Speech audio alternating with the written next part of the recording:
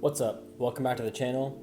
If you're new here, my name is Ethan and I'm a certified genetic counselor. So in order to become a genetic counselor, there's a very specific genetic counseling graduate program you need to attend. There are a couple programs, about 60 now in the US, and a couple in Canada that are accredited for genetic counseling master's degrees. While they all are accredited by the same body and make you eligible to become a genetic counselor, they have some differences in their structure, and one very notable factor is their pricing. There are certain things you can do and strategies you can employ to have the least amount of student loan debt or the least amount of costs incurred during your 2-year education to become a genetic counselor. So the number one way to save money on genetic counseling graduate school is to just choose the right program for you. And so when you go through and look at the different programs that you might want to apply to, one of the most important factors that kind of stands out is the cost of the program itself. So that includes things like the city that you would be living in based on where that school is, because that will impact the cost of living just for the area in general, for housing, for food, things like that. But also the tuition of the program itself. So whether it's a public or private university that it's going through. And so the cost of the schools themselves can really range dramatically. So there are definitely some programs where the cost you would pay for the 2-year attendance at your school could pay for 2 full educations at another genetic counseling school. So that's just something to keep in mind. While there are pros and cons of different programs, some definitely stand out and have some benefits that others might not. At the end of the day, you are paying to do the same career. So kind of keeping that in mind is pretty important. Tip number 2 for saving some money during the genetic counseling education is applying for in-state tuition in your second year. So for a lot of programs, when you are a second year, you most likely have resided in that state for the first year of that education. And so what some programs will do is they offer you to apply for an in-state residency, which can then grant you the in-state tuition rate, which at especially public universities is usually a pretty substantial discount. That's something I was able to do, and it does save a lot of money. So that would be things like proving that you've had residency, from maybe a rent contract or a lease, things like changing your driver's license to the state that you live in now, things like having some different bills that show you're paying for utilities in the state you're living in now, all those kind of things. You then usually apply that to your school through a portal, and if they grant you the in-state tuition, that can apply for your second year and give you a pretty hefty discount. The third tip for saving money is to take full advantage of the amenities and the facilities that your school has to offer. So keeping in mind that while this is after college, a lot of these schools are still universities, maybe on a medical campus or on an undergraduate campus in certain public health buildings.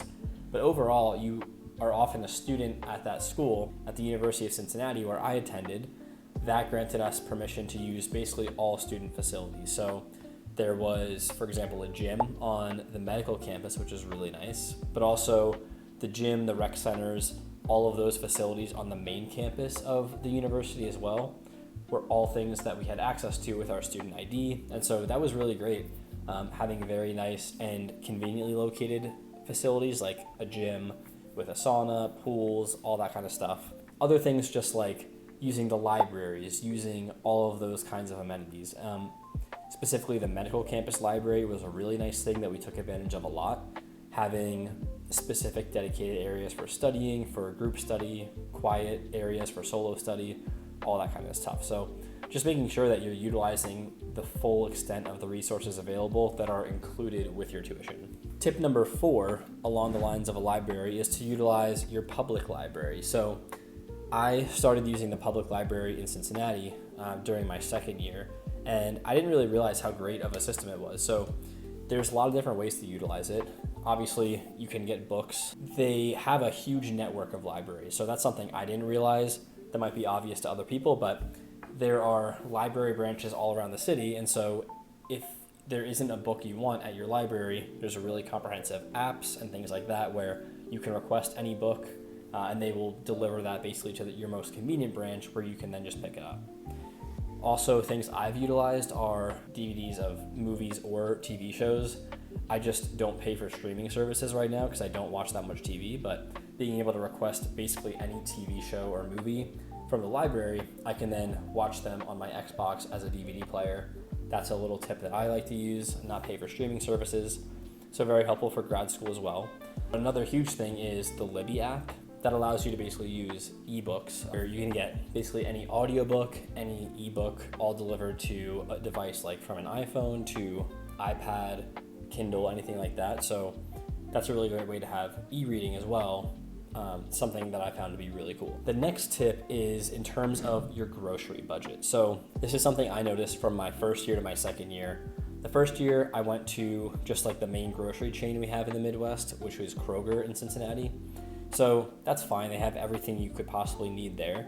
But I found that the grocery bills kind of add up quicker than you would think, and whatever, that's a necessity, so sometimes you don't give too much thought to it.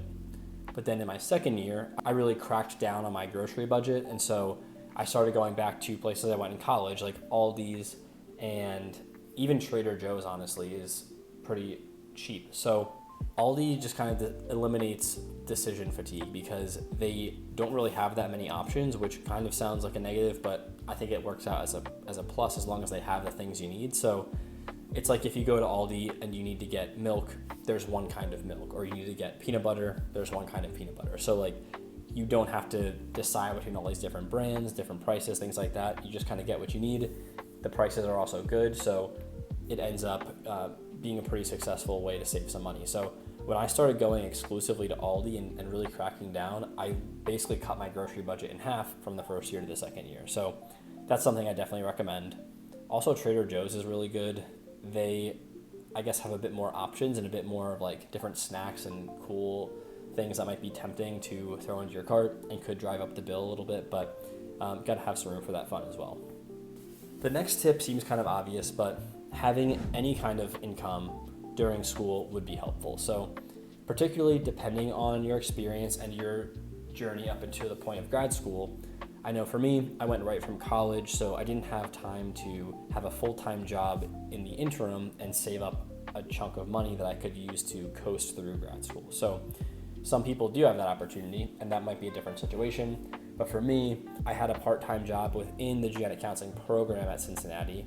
That was extremely helpful because any part-time job would obviously help supplement income, but by being employed at the program, my bosses for my work were also the people that were the advisors and the faculty of the genetic counseling staff. And so they knew that, if there was too many exams coming up or too much workload from classes and research, that, I didn't have to reach out to a boss and communicate a difficulty with work scheduling because they were all the same person and they just kind of knew what we had going on.